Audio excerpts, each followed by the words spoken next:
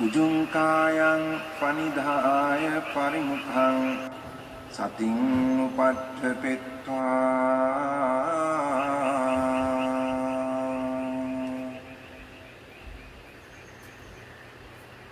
소 사토 아스 사티 사토. 어떻게 수행하고 있다. 네. 지금 각자 수행하는 관찰하는 그 대상은 뭐다. 우선 그것부터 말씀해 주시면 거기에 맞게 제가 얘기를 드릴 수 있어요. 저는 현재는 자선은 거의 안 하고 있고요. 아, 좋아요. 네, 일상에서 사상화 스님 제가 여기 오는 4번째 오는데 많이 오시고. 들어오는 대로 네. 이제 알아지는 대로 네. 삭디가 이어지게 촘촘하게 네. 끊으시면 다시 알고 어허. 예, 그렇게 하고 있고요. 아주 좋아요. 스님 말씀하신 것처럼 이제 수행은 이해하기 위해서 하는 거예요. 아주 좋습니다. 예. 맥락은 제대로 잡고 가시는 것 같아요. 그럼 좌선은 안 하시고 일상생활에서 어떻게 대상을 알아차림을 하고 계세요? 주로. 자선을 안 하는 이유가 한 4년을 안 했었는데 집중이 자꾸 되는 것 같아서. 그 전에 다른 수행을 해보셨나요? 아니요.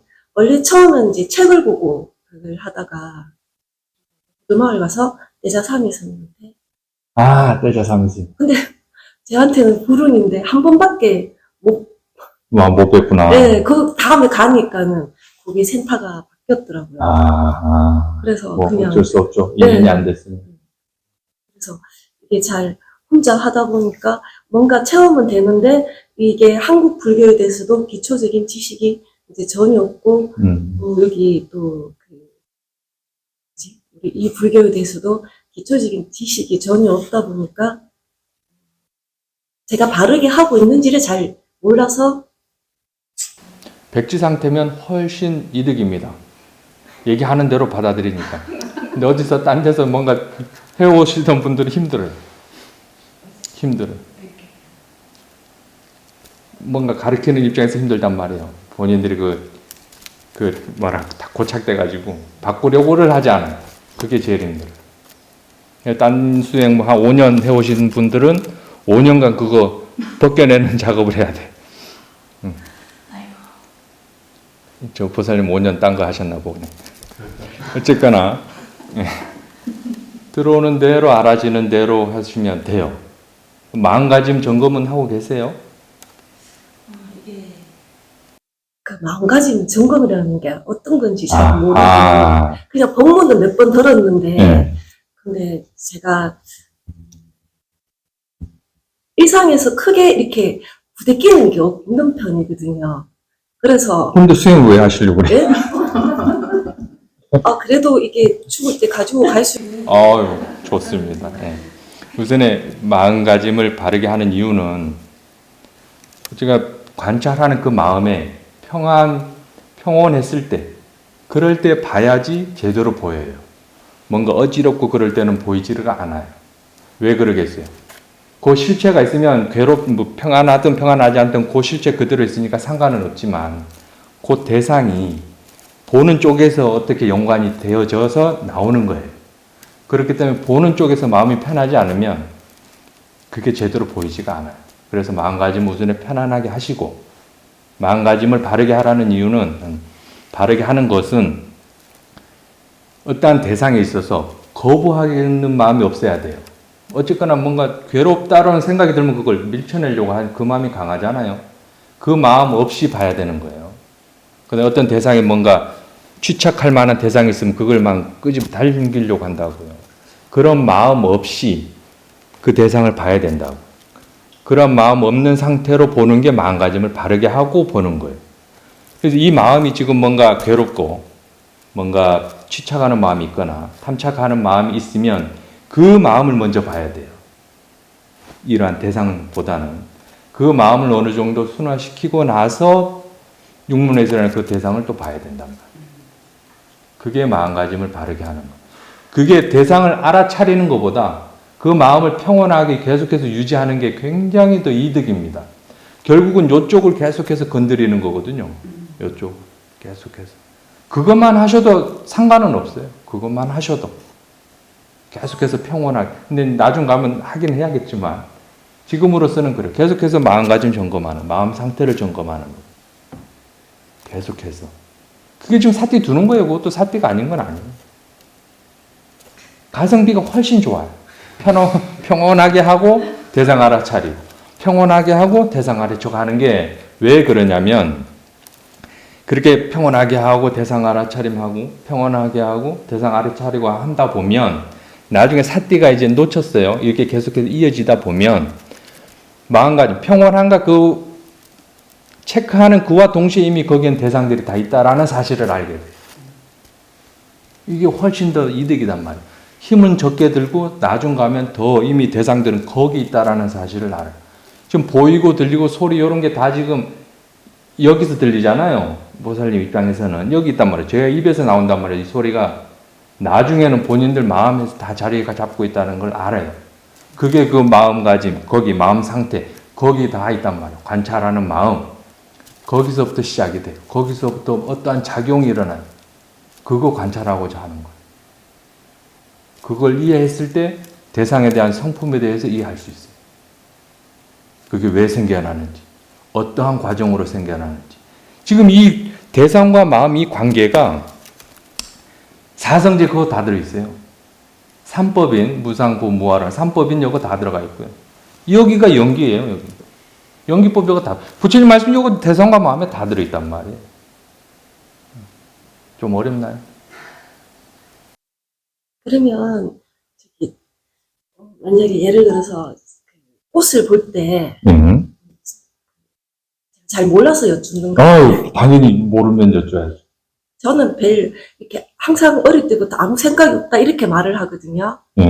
네, 꽃인지 알지만은 그러니까 다른 것도 사람에 대해서도 그냥 보면은 그냥 아, 그래요? 네. 지금은 뭐 집착하고 뭔가 이쁘다 이런 그런 감정이 안 일어난다는 말씀이신가요? 아니면? 지금 차라리 나이가 들어서 이제 그런 걸 조금 구별을 해야 되니까 이제 지금은 구별을 해야 되는 불교를 공부하게 된 경우 이제 동기가 그거였었는데, 그러니까 사람이 어때 이러면 한참을 생각해야 돼. 몰라?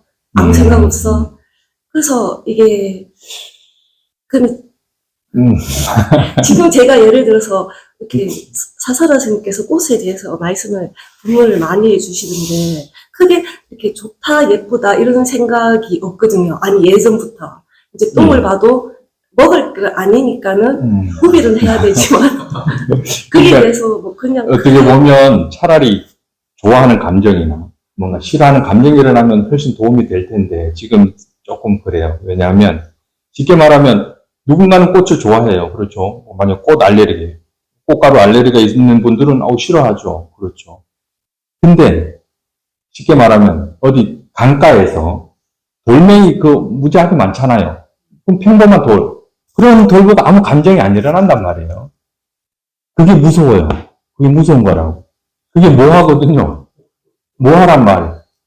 내가 싫은 감정, 좋아하는 감정이 안 일어났다 해서 그게 좋은 게 아니라 그 돌멩이에 대한 이해가 있어야 되는데 어리석음이란 말이에요. 쉽게 말하면 무명. 그 돌멩이가 도대체 뭘까? 그러니까 이런 돌멩이를 얘기하는 거겠어요? 아니죠. 보여지는 그런 현상에 대해서 이해를 해야 된단 말이에요.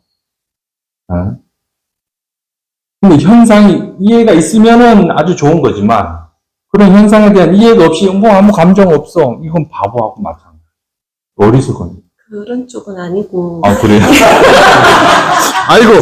죄송합니다. 아유, 실수했네. 그러니까는 이제, 제가 본문을 읽다 보니까, 그럼 내가 자꾸 본문 마음을 보라고 하시니까 어떻게 봐야 되지 싶어서 예전 이야기를 하는데, 그렇게 제가 사람들하고 말을 하는 거는 대화를 하니까 조금 이제 다르기 때문에, 방향이. 스님처럼, 말씀하신 것처럼 일단 그렇거든요. 그래서 뭐 예전에 시도 연탄 함부로 차지 말고 이런 약간은 뭐든지 소중하지만은 그런 생각이 뭐라 그럴까 그렇게 큰 도움은 안 됩니다. 왜냐하면 이해하라고 하는 게 쉽게 말하면 그러한 돌멩이에 대해서 뭐 이런 성분에 대해서 이해하라는 게 아니고 쉽게 말하면 어떻게 보면 어떠한 눈에 보이기 위해서는 몇 가지 조건이 필요하잖아요. 빛이 있어야 되잖아요. 그다음에 이런 거리가 있어야 돼요. 근데 뭐 의학적으로는 여기 뭐 들어와서 여기 어디 뭐 맺힌다고 하죠. 어떻게 보면 우리는 그거를 아는 거잖아요. 이 돌멩이라고 아는 게 실질적으로는 그거를 아는 건데 의학적으로는 그래요. 근데 이거 수행하다 보면 그것 또한 우리는 그대로 알 수가 없어요. 그걸 본인의 그 관찰하는 마음에서 어떠한 해석이 일어난단 말이에요. 그러한 해석이 지금 여러분이 지금 저를 보는 거란 말이에요. 여러분이 지금 저를 이미 해석한 상태에서 지금 제가 드러나는 거거든요. 그런 걸 이해하는 거예요. 그런 거. 그러니까 그러면 해석하기 이전을 알라고. 그렇지요. 말씀하셨잖아요. 그러니까 불교 선사들이 무슨 본래 면목 뭐 생각이 일어나기 이전에 그걸 말하는 건데 지금 당장 그게 안 돼요. 안 되니까네. 마음가짐 점검하고 대상 알아차리고 마음가짐 점검하고 대상 알아차리고 이게 계속해서 가속도가 나면 사마디라고 이제 선정이라고 하는데 그 고요함이 함께 시작이 돼요. 고요함이 함께 시작이 돼요. 계속 가속도가 나면서 그러면서 어지럽던 그런 정신이 고요해진단 말이에요. 일어나는 거는 다 일어나요. 그랬을 때 어떠한 체험이 돼요. 통찰 체험이라고. 전에 경험하지 못한 그런 체험이 조금씩 돼요. 근데 그게 바로 이해로는 연결이 안 돼요. 그냥 체험만 될 뿐이지. 근데 그러한 체험은 죽을 때까지 잊을 수가 없어요. 전혀 이거는 누구한테 들어보지도 못했고 그러한 체험들이기 때문에 그게 점점 쌓여요. 쌓여서 나중 가서 어느 순간이 오면 그동안 해왔던 그러한 체험들이 그 다음에 사유했던 것들이 계속 톱니바퀴처럼 어떻게 아구가 탁탁탁탁 맞아떨어져요. 그랬을 때 이제 경을 보거나 그 다음에 무슨 선사, 어록 이런 걸 보면 그때서 이제 이해가 되는 거예요. 그러기 전까지는 마음가짐 점검하고 대상 알아차리, 마음가짐 점검하고 대상 알아차리. 그렇게 해 나갈 수밖에 없어요. 해 나가야 하고. 조금 이해가 되시나요? 네, 이해가 많이 가서. 아, 그런가요? 그럼 다행이네요. 그래서 여러 대상을 동시에 알아차림하라는 게 결국 색상향 미촉법이라는 그 6가지 대상은 선불교식으로 말하자면 마음으로 귀결돼요. 거기서부터 다 시작되기 때문에. 그래서 마음을 알면 이미 거기에는 대상들이 다 들어있어요. 그래서 마음가짐 점검할 때 그게 어느 정도 이제 사마디가 생기고 가속도가 나면 마음가짐 점검하면서 이미 거기에 대상들이 다 있다라는 사실을 알게 돼요. 그러면 수행이 굉장히 순일해요. 계속해서 그 상태로 유지하는 거지. 계속해서. 그러면 어느 순간 체험이 일어나고 할 겁니다. 감사합니다. 하실 수 있습니다.